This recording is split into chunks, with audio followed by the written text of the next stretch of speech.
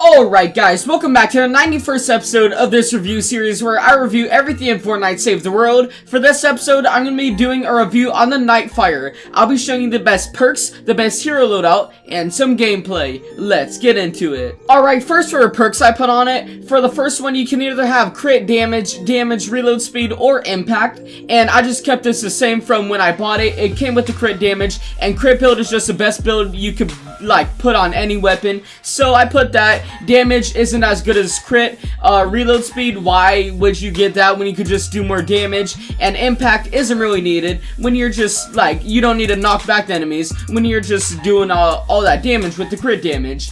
And then for the second one, you can either have damage, crit rating, impact, or durability.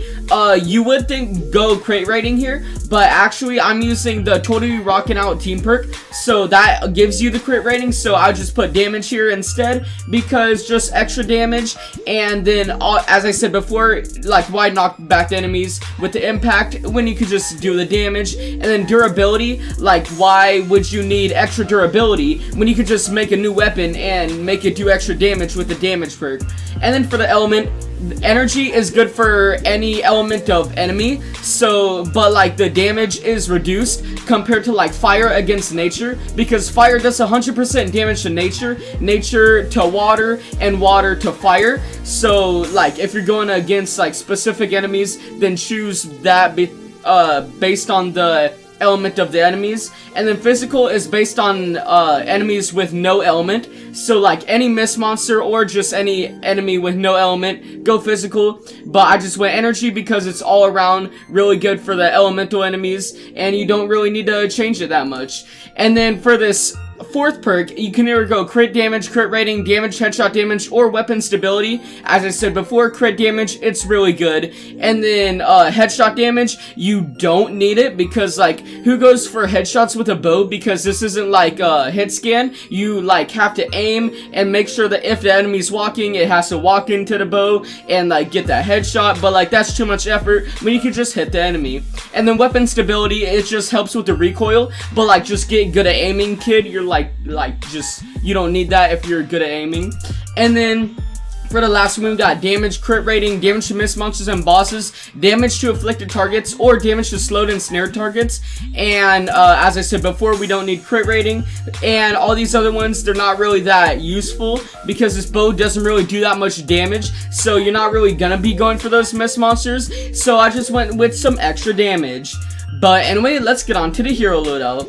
Alright, now for the hero loadout. For the commander, I'm using Stoneheart Farah, and what she does is Cupid's Arrow Plus. On bow hit, arrow splintered, dealing 60% of damage to 5 nearby targets. And this is really good, because if your bow doesn't have area effect, it's basically not a good bow, and this adds that area effect to make it a decent bow, but still not one of the best, like a boom bow and stuff like that. And then for the team perk, we got Totally Rockin' Out, which Rockin' Riff also increases crit rating by 160, decaying over 8 seconds, and heals 73.75 base health, and requires 2 totally rad heroes. And this is used instead of Blast from the Past, because I was thinking I should use Blast from the Past because that's what you use on every bow in the game. But since this one requires, it uses shield in the mix, and Blast from the Past doesn't use shield, you need to use something other than Blast from the Past. So I went with Totally Rockin' Out, and this is what gives you the crit rating, so that you don't need it to put it on the bow itself. And then for the support team, we've got Battle Beat from Breakbeat Wildcat. Eliminating 10 enemies in 9 seconds grants Rockin' Riff, which increases damage by 50% and melee attack speed by 32%, decaying over 8 seconds.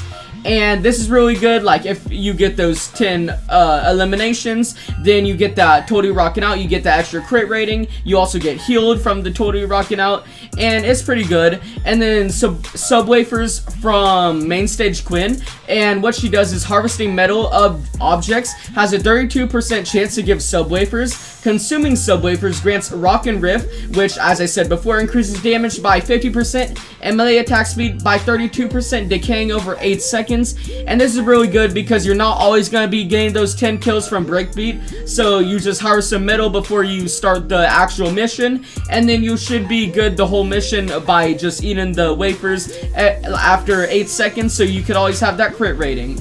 And then we got Sure Shot from Rabbit Raider Jonesy, and what he does is increase the sniper critical damage by 75%, and this is a crit build sniper, so of course you're gonna go with this. And then Quick Scope from Redline Ramirez, which increases sniper damage by 17%, which is pretty self-explanatory. Survivalist from Survivalist Jonesy or Birthday Brigade Jonesy, and they both do the same thing, which is eliminations heal you for 39 base health over 3 seconds, and the duration refreshes with additional eliminations. And oh boy, you're gonna need to stay alive with this one. But anyway, let's get on to the gameplay. The gameplay you're seeing in the background is a power level 140 repair the shelter mission with the modifier epic mini boss, and I was joined with 3 other players. But anyway, first let's talk about this weapon's special perk, which is on hitting an enemy with this weapon, regain 5.5% of damage dealt as shields. So this weapon, it doesn't really do that much damage.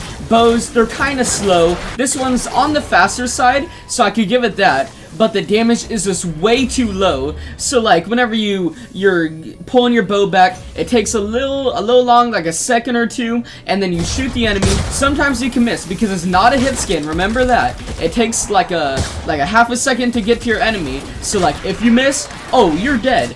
But even if you hit it, the damage is so low that the shield you get back is not even good at all. You will die so quickly using this. It's such a bad bow. Like this special perk, it is one of the worst ones I've seen on a weapon in this game. It is just so terrible, and just combined with that terrible damage, this is just one of the worst weapons in the game. But yeah, anyway guys, if you enjoyed, make sure you subscribe and turn on notifications, because I do these review videos where I review everything in Fortnite Saves the World every other day. And also like, comment, and share so that more people can see my videos. Anyway guys, I'll see you next time.